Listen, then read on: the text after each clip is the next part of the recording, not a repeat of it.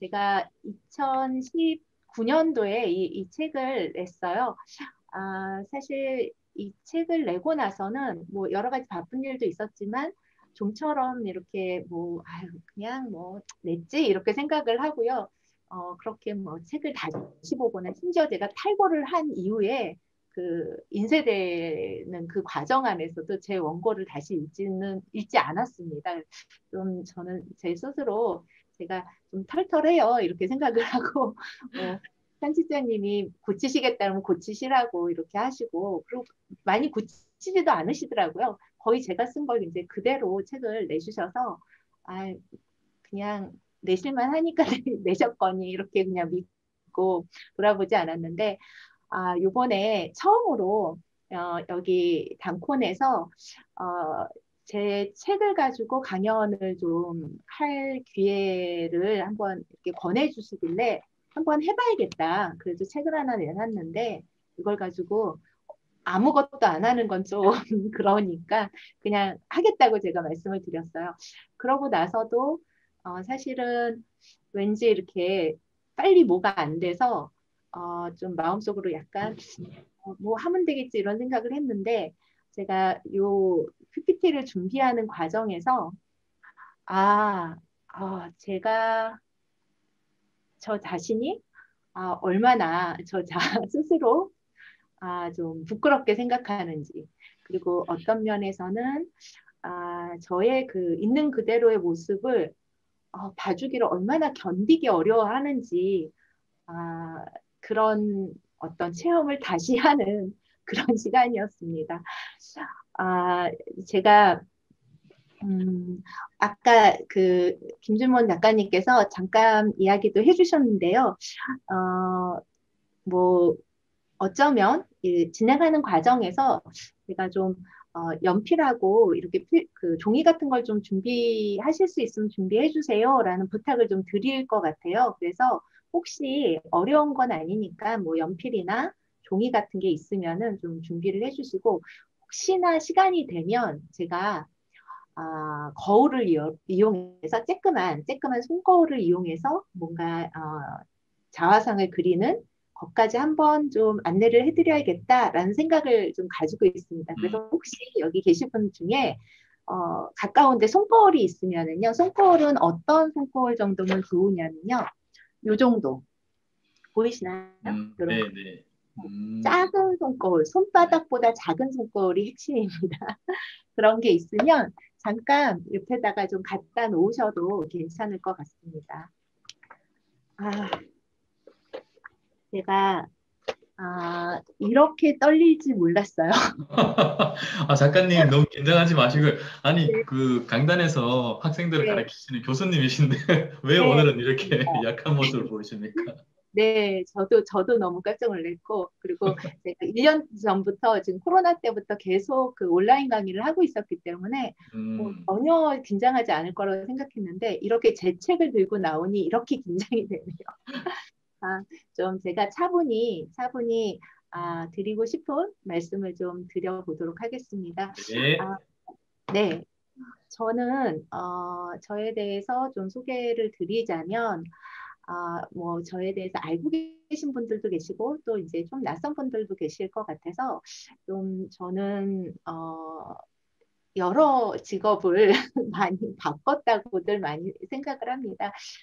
제가 그, 그 처음 가졌던 직업은요. 여기 저희 지인분들도 계신데 저는 초등학교 교사를 약 9년 정도 했습니다. 예, 9년 정도 했고요. 그 이후에는 이태원에 있는 삼성미술관 리움이라는 곳에서 교육 담당자로 또 일을 했고요.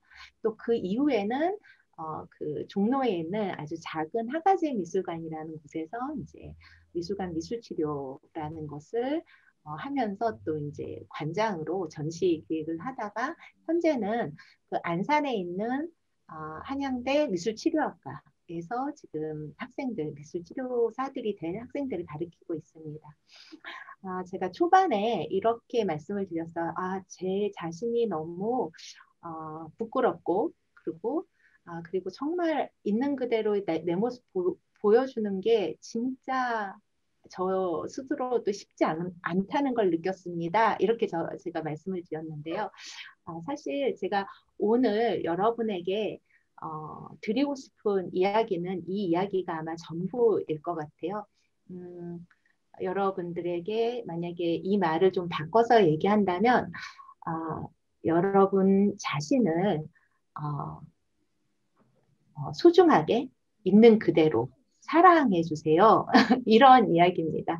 그리고 만약에 여러분이 여러분 자신을 관심을 갖고 충분히 사랑하시다 보면 어쩌면 여러분은 여러분 밖에 있는 타인 그리고 어쩌면 이 세계 더 나아가면 우주 이것들이 나라는 것을 알게 되실 수도 있습니다. 이런 좀 거창한 얘기를 한번 드리는 게 아마 제가 드리고 싶은 전체 이야기고요.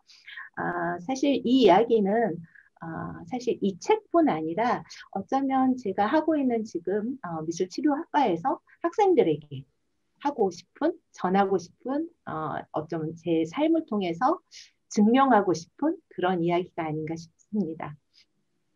갑자기 왜 눈물이 울컥하죠? 네, 네, 작가님. 예, 작가님 힘내세요. 자, 박수 한번 쳐주세요. 열심히 모두들 하겠습니다. 파이팅. 네, 아, 그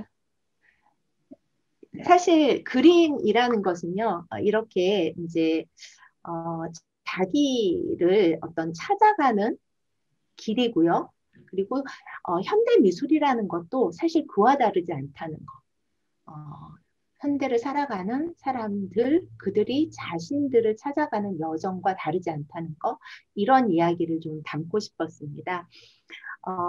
제가 이 책을 쓰게 된 이제 구체적인 동기를 좀 말씀을 드리면요. 아까 저의 어떤 과정을 말씀드렸듯이 저는 미술 교육자로 또 미술 치료사로 또 어떤 면에서는 어떤 미술관 미술 치료라고 하는 어떤 미술 치료의 한 영역을 확장하려고 노력하는 미술 치료 학자로 계속 활동을 하면서 나름대로 이 어떤 미술에 대한 어떤 이해 그리고 어떤 과정들을 이제 경험하게 됐고요. 이런 것들이 계속 내면화되면서 점점 생각이 추상화되어지는 그런 경험을 하게 됐습니다. 그래서 뭔가 아주 단순한 말, 아까 말씀드렸듯이 자기 자신을 소중히 여기셔야 돼요. 이렇게 아주 단순한 말로 이렇게 축약되어지면서 그 복잡하고 굉장히 풍부한 내용들이 제 내면에서 이렇게 사라지는 그런 경험을 했고, 이러다가는 아무것도 안 남겠다. 이런 어떤 과정과 여정을 좀 책이라는 형태로 좀 붙들어 놔야겠다. 이런 생각을 좀 하게 됐습니다. 그래서 책을 좀 쓰려고 계속 노력을 했는데요. 이게 쉽지가 않았어요. 그 이유는 쓸, 쓸 내용은 너무 단순하고 또 그 내용은 너무 뭐랄까 무거워서 잘 전달되지 않고 이게 되게 쓰기가 어렵더라고요. 네, 그러던 차에 지인의 소개로 여기 계신 분들이 많이 연결이 되어 있는 책과 강연이라고 하는 그 출판 에이전시를 소개를 받아서 이제 대표님하고 대화를 하는 과정에서 그 대표님이 저한테 이렇게 얘기를 하더라고요. 만약에 어려우면은 누군가 앞에 있다고 어떤 내 이야기를 들어줄 사람이 있다고 상상을 하고 글을 써보세요. 이렇게 얘기를 하더라고요.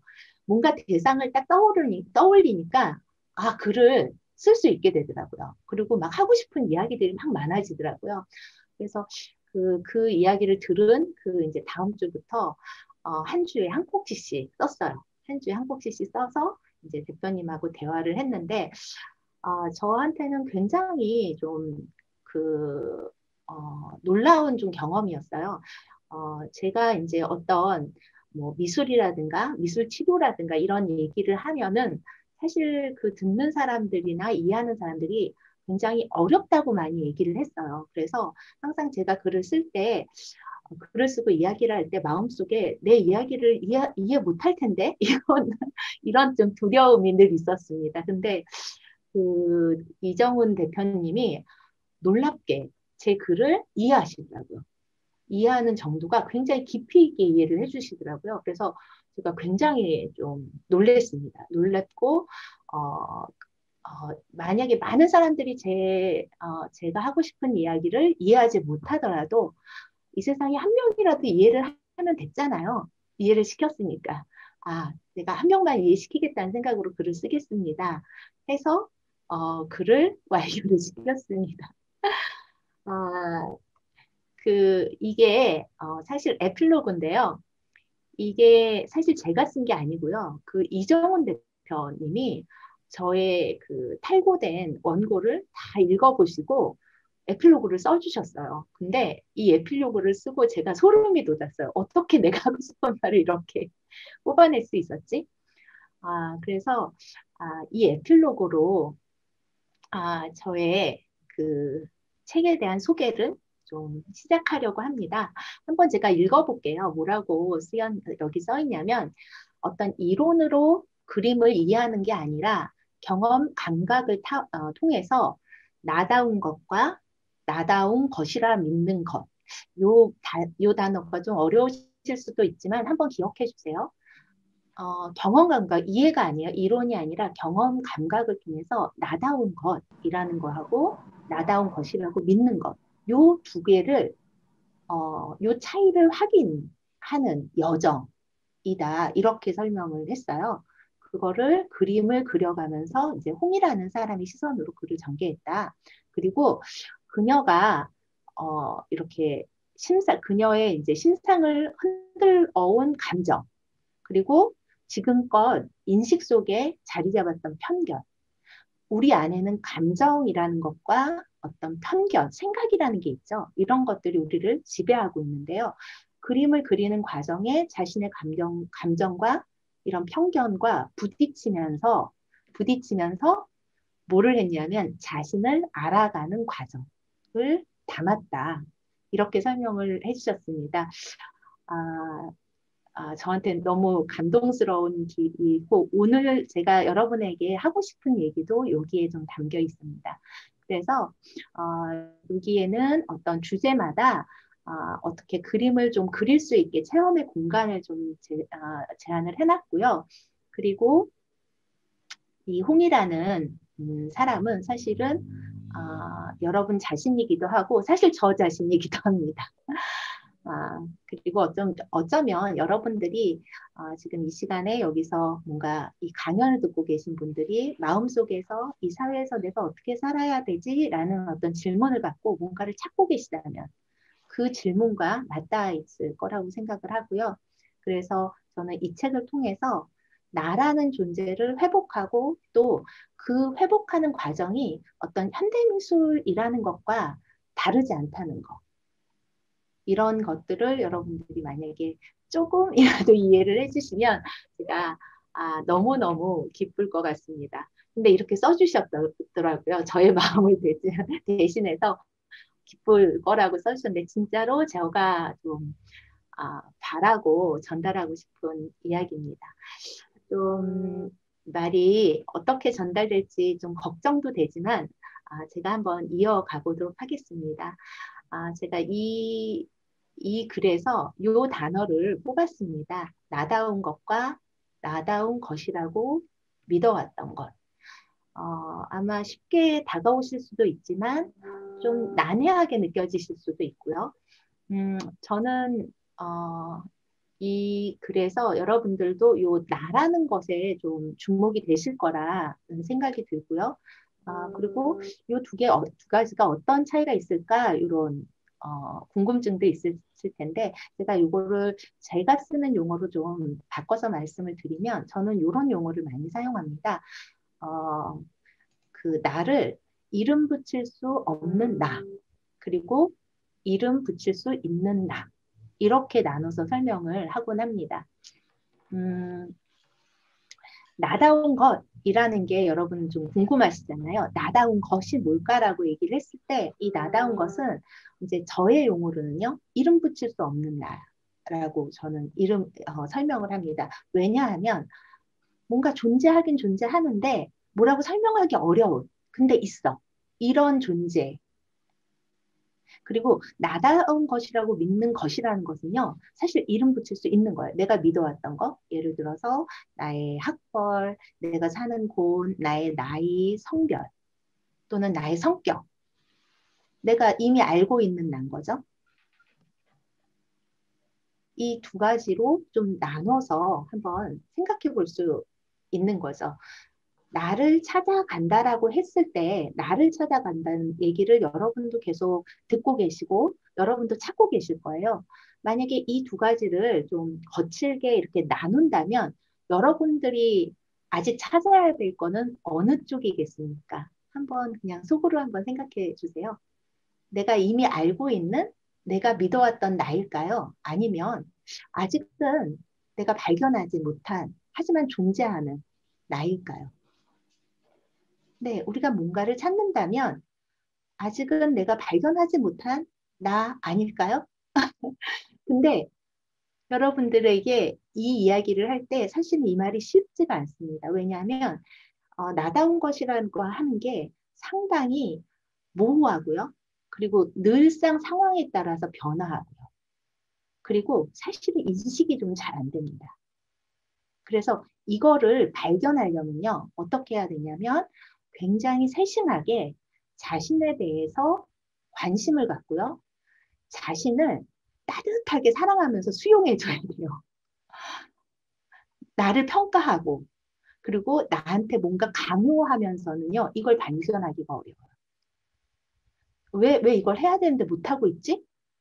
왜 나는 이렇게 부족하지? 나는 왜 남들은 저렇게 하는데 나는 이게 안 되지? 이런 시각을 갖고는요, 나다운 걸 발견하기가 어려워. 내가 은연중에 하는 의외의 행동, 그리고 나도 모르게 하는 어떤 표현들, 그리고 내가 어, 관심 없거나 의미 없다고 생각했던 것들을 굉장히 좀 세심하게 수용할 때, 그거를 거부하거나 평가하지 않고 수용할 때 사실은 나다운 거랑 만날 수 있지 않을까요? 이게 제가 전달하고 싶은 얘기입니다. 이것을 만나는 거에 혹시 관심이 있으시다면 제가 여러분들에게 어떤 그림이라는 걸 통해서 지금 말씀드린 아주 모호하고 변화하지만 그래도 존재하는 뭐라고 나가 아니라고 얘기할 수 없는 그 존재를 만날 수 있는 하나의 기회를 좀 드려볼 수 있을 것 같아요. 한번 제가 제안을 해보도록 하겠습니다. 네, 제가 감사합니다. 종이를 좀 준비하실 수 있으면 준비를 해주세요 라고 말씀을 드렸는데 혹시 주변에 상황이 되신다면요. 그 A4 용지 아니면 조그만 종이도 괜찮아요. 조그만 종이도 괜찮고요. 뭐 연필도 괜찮고 필기도구도 괜찮습니다.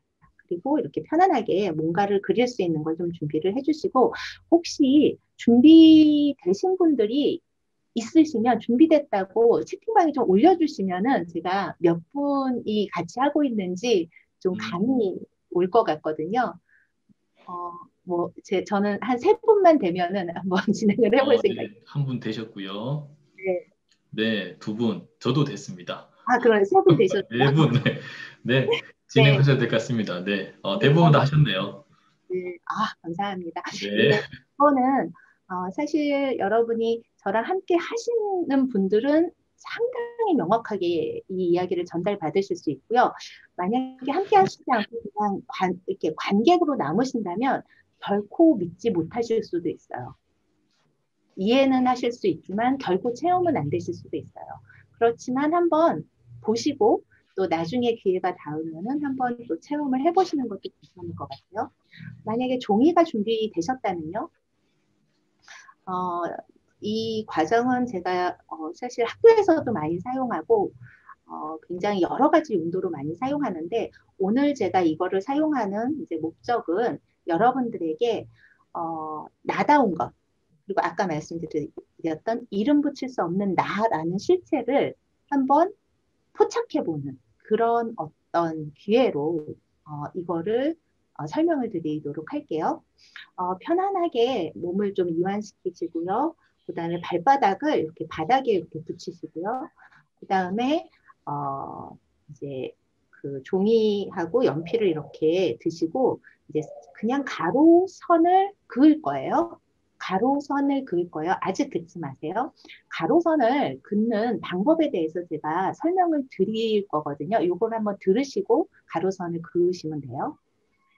이렇게 연필을 대고 선을 그으실 텐데요. 여기 나와 있는 선은 잊어버리세요. 이건 가짜선이에요. 그리고 이쪽 선을 보십시오.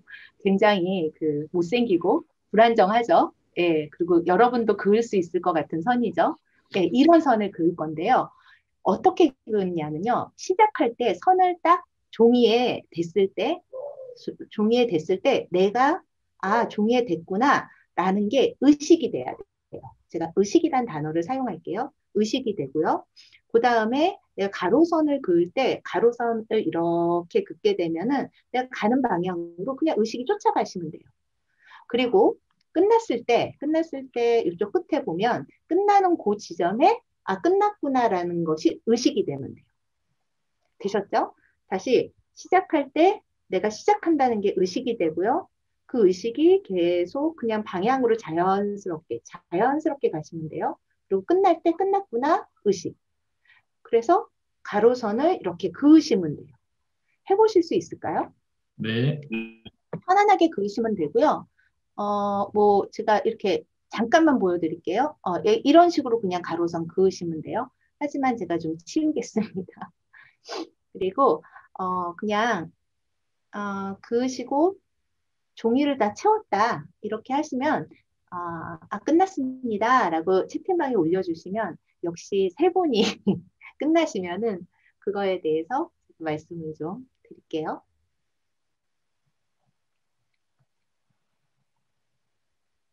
A4 한 장을 꽉 채워야 되나요? 아니면 한 절반 정도 되나요?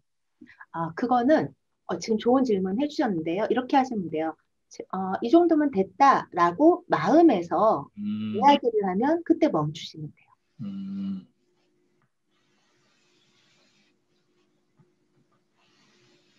말씀드렸지만 시작할 때 의식을 시작하는구나.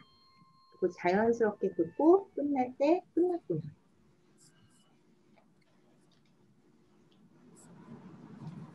네. 저도 했습니다. 네, 그 혹시 여러분들 중에 잠깐 이렇게 선을 그었지만 좀 이렇게 마음이 좀 편안해지는 그런 느낌 가지신 분 계신가요? 그러기엔 좀 어려우신가요? 네. 지금 선을 그으신 분들이 계신 것 같은데, 제가 좀 당황하면은 그 기능이 좀 떨어져요. 그래가지고, 채팅을 어떻게 보는지를, 네, 편안했다고 써주셨네요. 네, 감사합니다. 네. 네, 감사합니다. 네, 이제 제가, 어, 그림을 보여드릴게요. 네. 지금 뭘 보시면 되냐면요. 여러분들이 선을 그으셨어요. 여러분들이 가로선을 그으셨어요. 그리고 제가 지금, 이거는 저의 선입니다. 제가 그었던 선을 지금 띄었습니다. 제가 질문을 할 거예요. 여러분이 그은 선을 보시고, 저의 선을 보시고, 두 선이, 두 선은 그냥 가로선이에요. 근데 같은가요? 이게 저의 질문이에요. 두 선이 같은가요? 혹시 괜찮으시면 답변을 채팅으로 해주시면 제가 또 세 분이 답변해 주시면 진행하겠습니다. 어떻게 보이시나요? 네, 한 분이 답변을 해주셨어요. 다르다 이렇게 답변을 해주셨어요. 네, 두 분. 네. 저도 다릅니다. 네, 같은가요? 라고 질문했어요. 여러분이 지금 달라요 라고 대답을 하셨어요. 어, 조금만 더 자세하게 말씀을 드릴게요. 가로선을 그었어요. 가로선이라는 건 이름이에요. 가로선이라는 건 이름이에요. 여러분도 가로선을 그었고 저도 가로선을 그었어요. 이거는 이름이에요. 근데 여러분이 긋고 두 개를 보니까 뭔가 달라. 그 다른 거, 그 다름에다가 포커스 한번 맞춰보세요. 뭐가 다르지? 똑같은 이름을 가진 가로선인데요. 뭐가 달라요. 심지어 그 다름이요. 여러분 자신과 관련이 있다. 이렇게 말씀드리면 어떨까요? 어, 저의 선도 여러분이 그은 선과 다르죠? 제가 안 봤지만 다르겠죠? 그 다름이 이 선의 다름이 저와 관계가 있다. 이렇게 말씀드리면 좀 수긍이 가시겠어요? 준범 작가님 어떠세요? 그러니까 다르다는데 저라는 사람과 김원진 작가라는 분의 다름에, 아니 선에 포커스를 맞춰주세요. 네, 선이 달라요. 네, 다르죠? 달라요. 다릅니다. 그 다름이라는 거. 음, 이 다름이라고 뭔지는 어떻게 다른지는 다 저마다 음, 다르겠죠? 예. 근데 그 다름이요. 준범 작가님의 그 선의 그 다름은 준범 작가님과 관련이 있고요. 음. 제 선의 다름은 저와 관련이 있지 않을까요? 맞습니다. 그럴 것 같습니다. 예, 이게 수긍이 되시죠? 네, 예. 됩니다. 수긍을 해주신다면 제가 전달하고 싶은 말씀에 이게 전부입니다. 음, 나다운 것 이렇게 얘기했죠. 이름 붙일 수 없는 나라고 얘기했죠. 이름 붙일 수는 없어요. 이게 뭔지는 몰라요. 근데 우리는 이와 같이 그 존재 방식이 굉장히 디테일하게 그리고 굉장히 상이하게 다르다는 거. 이것을 우리가 발견하고 소중히 여기고 사랑하는 거. 이게 너무 중요하다는 말씀을 드립니다. 이런 다름을요. 가로선을 그었어. 가로선을 똑같이 그었어. 근데 왜 너는 똑바로 못 긋고 이렇게 와 삐뚤빼뚤해? 라고 얘기를 하는 순간 우리의 존재는 가치 없는 것이 돼버리는 거죠. 아, 똑같이 그려야 되는 거 이렇게 돼버리는 거죠. 그래서 오로지 삐뚤빼뚤한 내가 부끄러울 수밖에 없는 거죠. 가치 없는 걸로 느껴지는 거죠. 우리가 이렇게 우리 자신을 잃어버리고 있었다는 거. 우리가 뭔가를 찾는다면 이거를 찾아가는 거라는 거. 그리고 이것을 사랑해 가는 거라는 거. 그랬을 때 이것을 진짜 존중하고 사랑하고 여기에서 다름 안에서 계속해서 새로운 것들이 만들어질 수 있다는 가능성, 그리고 그것들을 경험했을 때 우리는 뭘 할 수가 있냐면요. 타인의 다름을 존중하고 사랑할 수 있게 되는 것 같아요. 나는 마땅히 오른쪽으로 가는 게 마땅한 것 같은데 어떤 사람이 왼쪽으로 가. 그러면 쟤 미쳤나 봐. 쟤 돌았어? 이런 생각이 들기도 하죠. 근데 만약에 지금 제가 말씀드린 다를 수 있다는 거, 우리는 어떤 행동들이 똑같은 이름 안에서 다르게 나올 수 있다는 것들이 수용이 되고 그걸 아름답게 보여졌을 때 우리는 그제서야 아, 뭔가 이유가 있겠구나, 뭔가 타당할 수 있겠구나라는 생각을 해볼 수가 있겠죠. 그리고 분명히 누군가 그렇게 했다면 거기에는요, 분명히 이유가 있는 거예요. 나와 같은 상황에서 나처럼 행동을 하지 않았다면 하지 않은 이유가 있는 거예요. 그쵸? 그리고 내가 남들하고 할 수 없다면, 남들과 같이 똑같이 할 수 없었다면, 그거는 틀렸거나 부족하거나 게으른 게 아니고, 그럴 만한 나의 이유가 있었다는 거. 그리고 우리는 그거를 찾아주고 이해하고 거기서부터 시작해야 된다는 거. 이런 이야기를 전달을 하고 싶었습니다. 지금, 네, 어, 제가 이렇게 가로선에 대해서 의미를 부여를 해줬고요. 사실은, 이제 조금만 더 제가 진행을 해볼게요. 네, 어, 제가 이렇게 나를 닮은 가로선에 제목을 붙여보세요. 라고 이제 제 책에 보면 나와 있습니다. 어, 나를 닮은 가로선에다가 이렇게 이름을 붙인다는 것은요, 사실 창조적인 행위예요. 음, 새로운 걸 창조하는 거예요. 원래 있었던 이름에 나를 포함시키는 것이 아니라 가로선이라는 거에 나를 없애버리는 게 아니라 거기에서 새로운 것을 내가 창조하는 행위라는 거. 그리고 우리의 창조적 행위는 이와 같다는 거. 이름을 내가 붙여주는 거예요. 내가 주인공이 돼서. 그래서 사실 이런 작업들을 많이 하는데 우리는 좀 이런 작업들을 할 때 귀찮죠. 귀찮을 수도 있고 이걸 왜 하나 싶은 생각도 들죠. 효용성이 뭐지?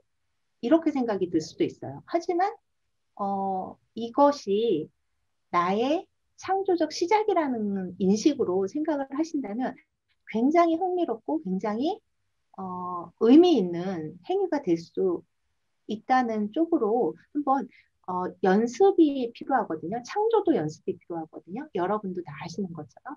그래서 이런 기회로 삼으실 수 있을 것 같고, 사실은 제가 얼굴 그리는 거에 대해서도 좀 설명을 드리려고 해요. 지금 여러분들이 의식을 연필에 두고 가로선을 긋는다라고 해서 선을 그었잖아요. 이 방식과 사실은 자화상을 그리는 것과 거의 차이가 없습니다. 라고 얘기를 하면 여러분들이 믿으실지, 믿기 어려우실지 잘 모르겠는데요. 그래도, 네. 사실 믿으셔도 좋은 이야기예요. 제가 시간이 좀 없지만, 혹시 뭐, 좀 관심이 있으신 분들은 제가 한번 설명을 드려볼게요. 그리고 그냥 한번 시작해 보셔도 괜찮아요. 어, 그 제가 가로선 그을 때 의식을 연필 있는데 두세요라고 얘기를 했죠. 그리고 자연스럽게 그으세요라는 얘기를 했죠. 이렇게 얼굴을 그릴 때는 어떻게 그리냐면요. 쬐끄만 거울이 필요해요. 쬐끄만 거울이 필요한 이유는 뭐냐면요. 큰 거울을 보면은요. 자꾸 내가 내 얼굴에 대해서 평가하게 돼요. 내 눈이 왜 이렇게 생겼지? 왜 이러지? 이런 평가를 하게 되거든요. 그런 평가를 못하도록 하는 방법이 쬐끄만 거울이고요. 그리고 가장 마음에 드는 부분부터 그리십시오. 이게 저의 주문이에요.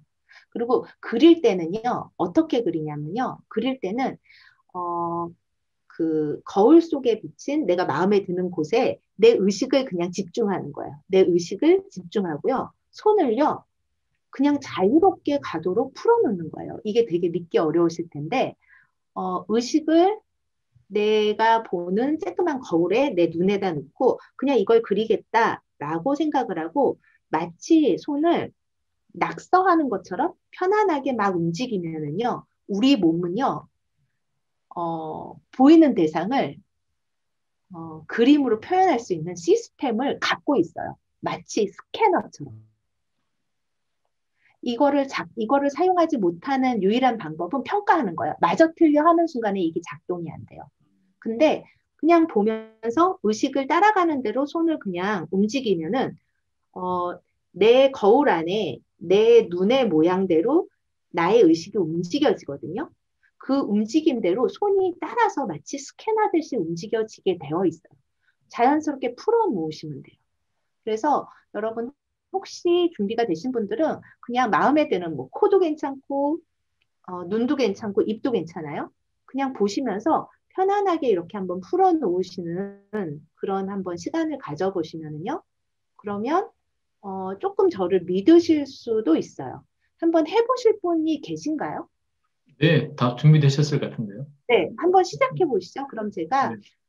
한 5분 정도 시간을 드릴게요. 그래서 뭐 많이는 그리지 마시고 딱 마음에 드는 한 곳만 뭐 눈이면 눈, 코면 코 이렇게 보시고 의식을 내가 보이는 거울에 한 고기 나의 눈을 이렇게 보시면 나의 의식은 움직이게 되어 있어요. 내 눈을 자세히 관찰하기 위해서 움직이게 되어 있는데 움직이면서 연필을 풀어 놓으면 그 연필이 그냥 모르게 이렇게 흔들리면서 마치 낙서를 하는 것처럼 세밀하게 보면은 세밀하게 그리고 좀 대충 보면 대충 그려지게 되어 있다라고 생각하고 한번 시작해 보시면은 좋을 것 같아요.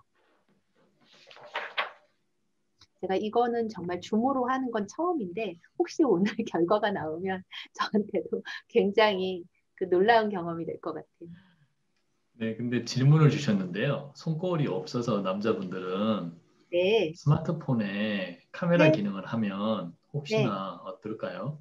한번 그렇게도 볼수 해보셔도 있겠네요. 괜찮을 것 같아요. 그랬더니 네. 제 얼굴이 다 나와가지고 참 못생겨서 못 볼 것 같아요. 그래서 가까이 보세요. 예. 가까이? 그래 되는구나, 가까이도. 그래서 이게 누구의 얼굴인지 알 수 없을 정도로 그냥 가까이 보세요. 어떤 분이 여기에 그림도 그리셨는데 이렇게 하셔도 괜찮아요. 음. 똑같이 이렇게 그려도 괜찮지만 한번 해보세요.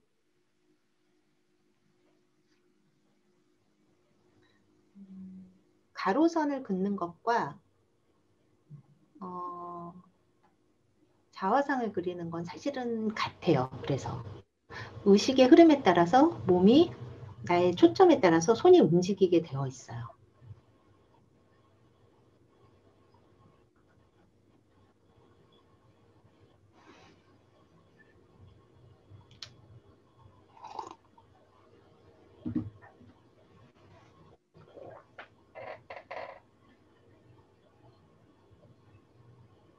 어떤 분 벌써 그리셨네요.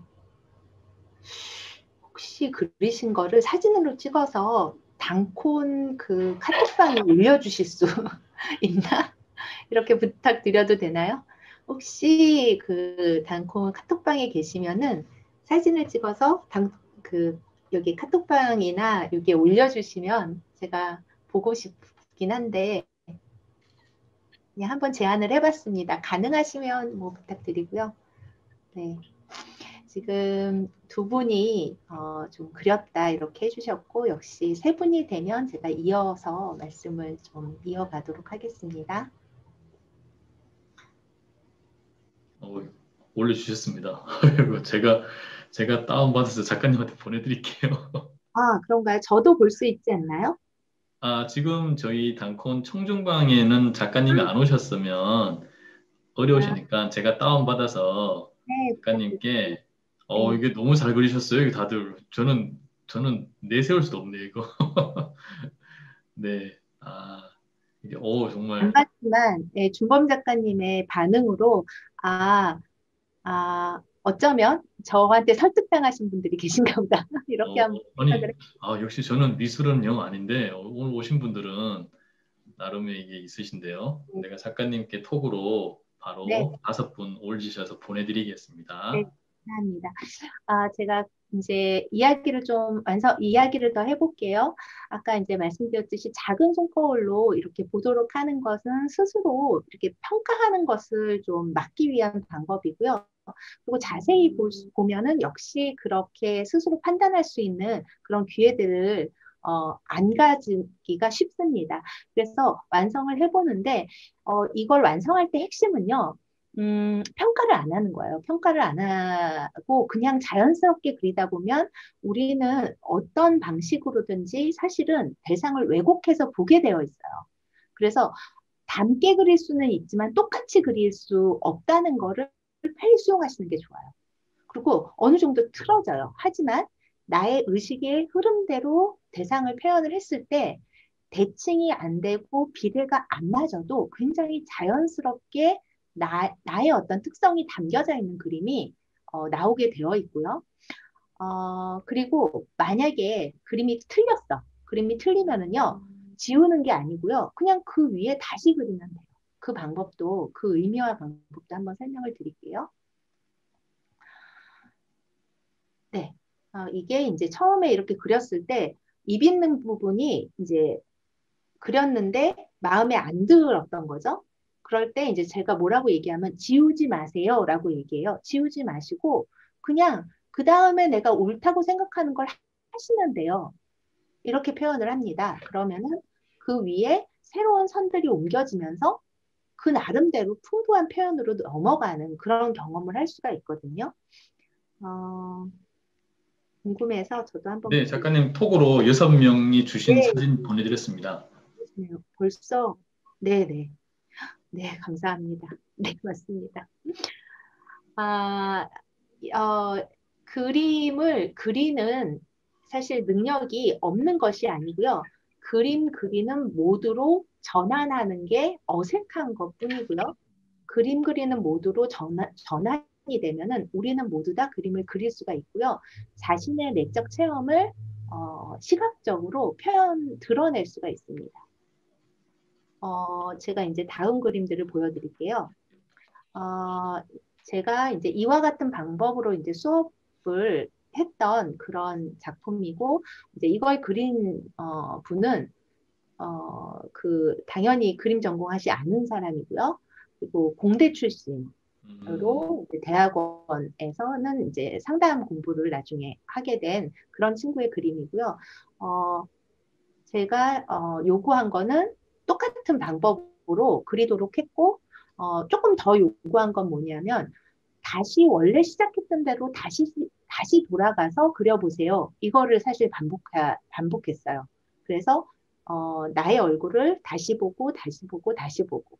그 과정 안에서 처음에 그렸던 거에서 조금씩 변화하는 과정, 이런 것들이 드러나서 완성한 작품이고요.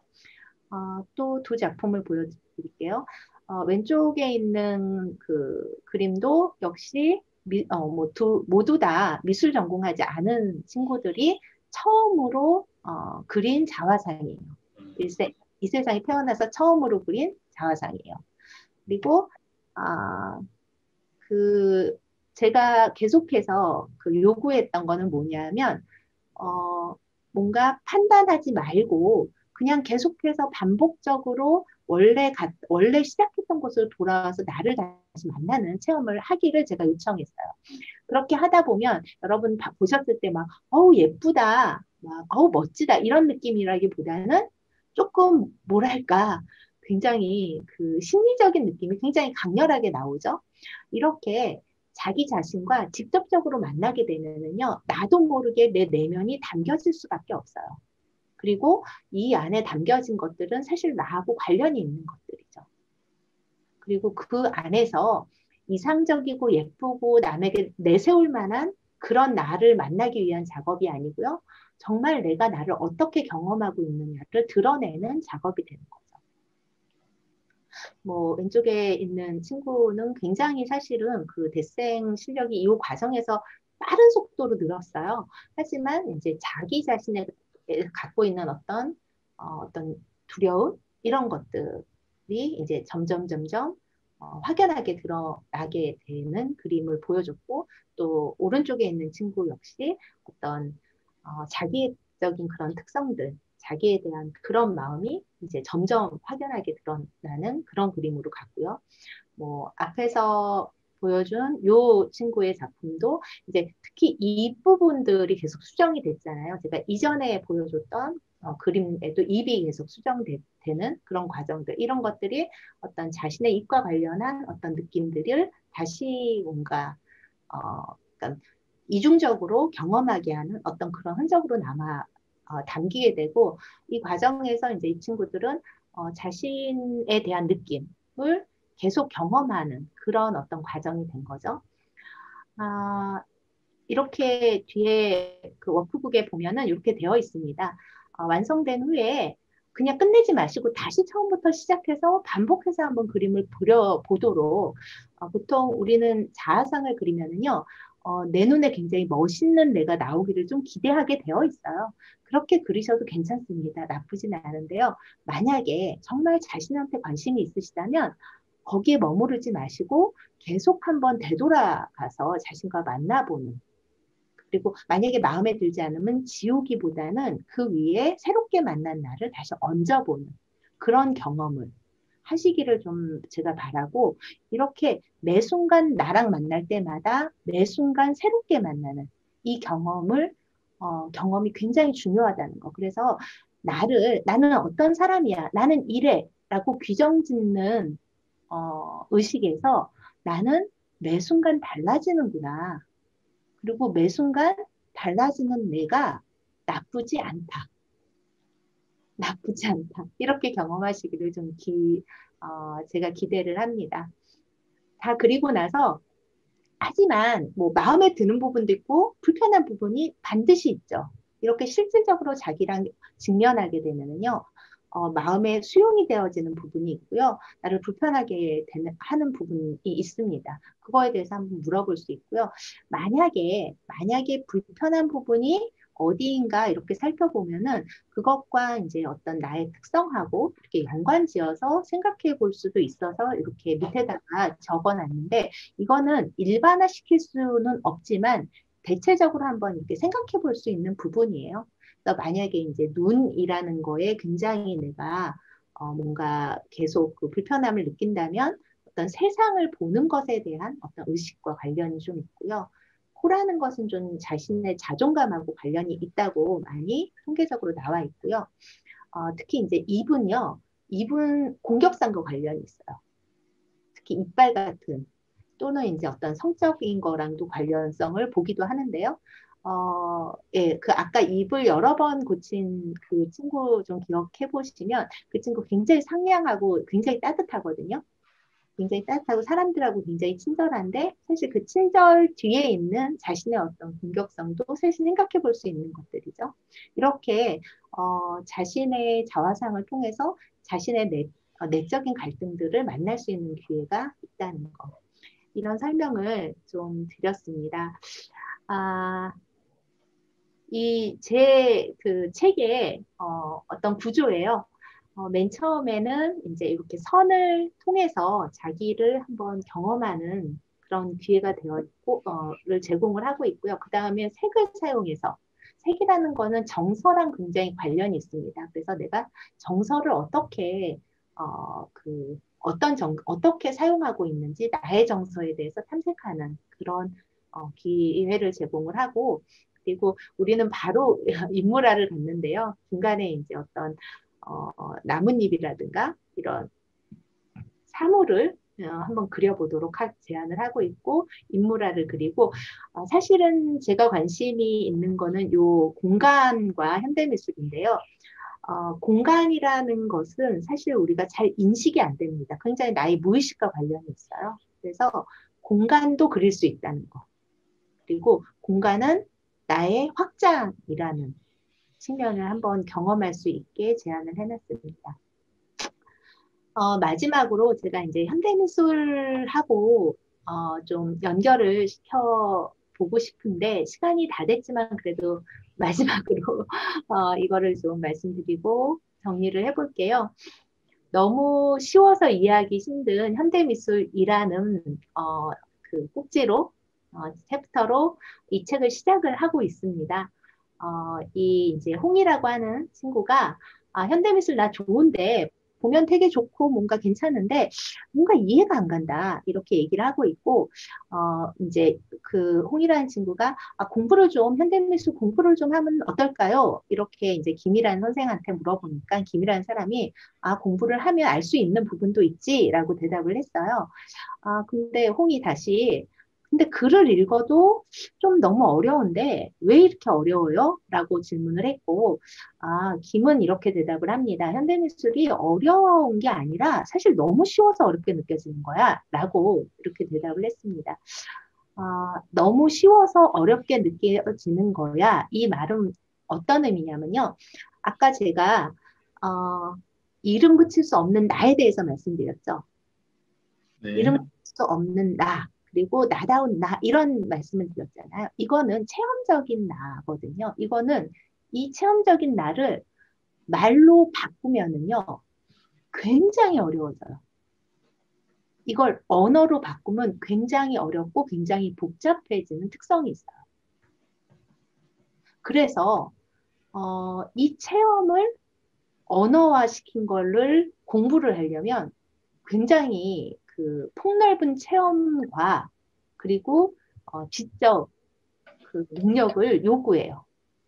반대로 언어를 사용하지 않으면 굉장히 단순하게 다가올 수 있습니다. 아까 여러분들이 체험해 하셨듯이 여러분들이 선만을 가지고 체험하셨잖아요. 이것처럼 언어를 사용하지 않으면 현대미술은 너무 쉽습니다. 왜냐하면 현대미술은 현대인의 미술이고요. 여러분은 현대인이기 때문이에요. 여러분이 살고 있는 세상에 대한 이야기이기 때문에 현대미술은 그대로 체험으로 들어가시면요. 쉽게 다가올 수도 있어요. 쉽게 내가 다가올 수도 있다고 얘기했잖아요. 이 말은 뭐냐면 다 이해할 수 없다는 얘기예요. 내 체험과 연결된 것만 이해할 수 있다는 얘기예요.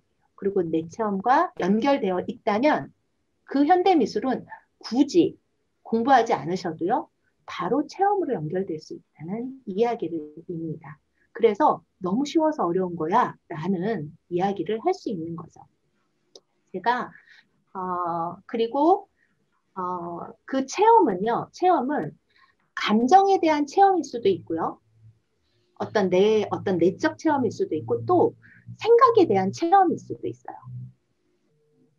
예술가가 자기의 어떤 의식 안에서 세상과 경험을 하면서 질문이 생겨. 이 체험도 현대미술이 포함하고 있습니다. 그래서 특히 어떤 생각에 대한 질문, 이것을 현대미술로 표현한 것을 우리가 개념미술이라는 단어로 많이 사용하고 있고요.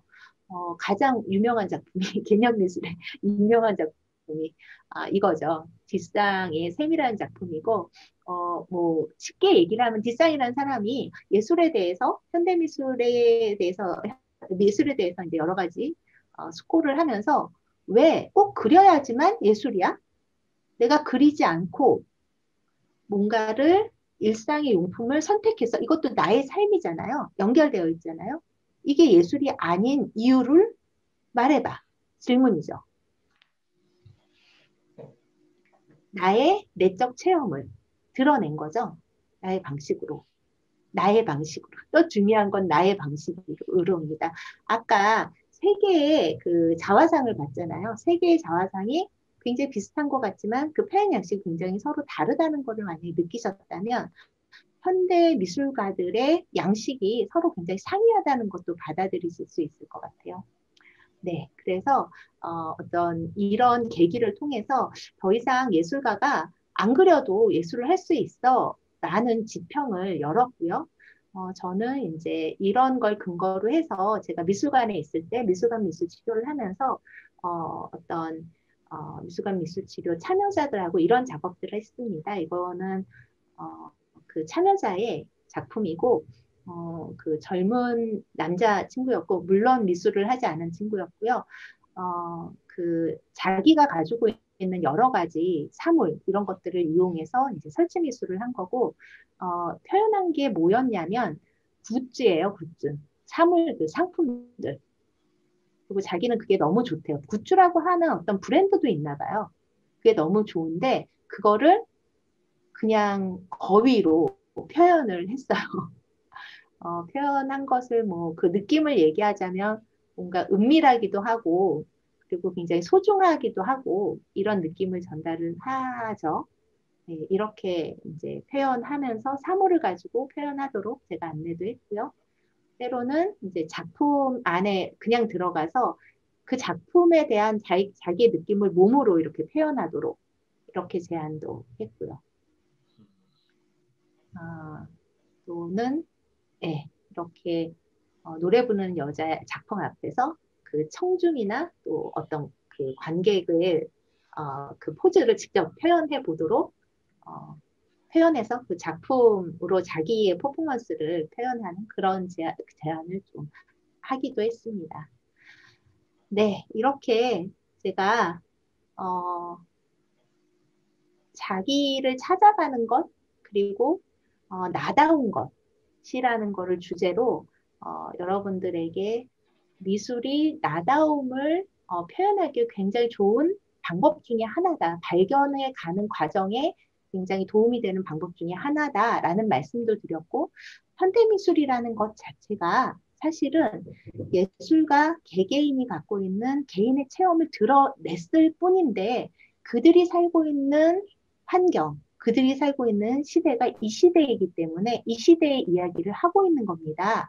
저마다의 방식으로.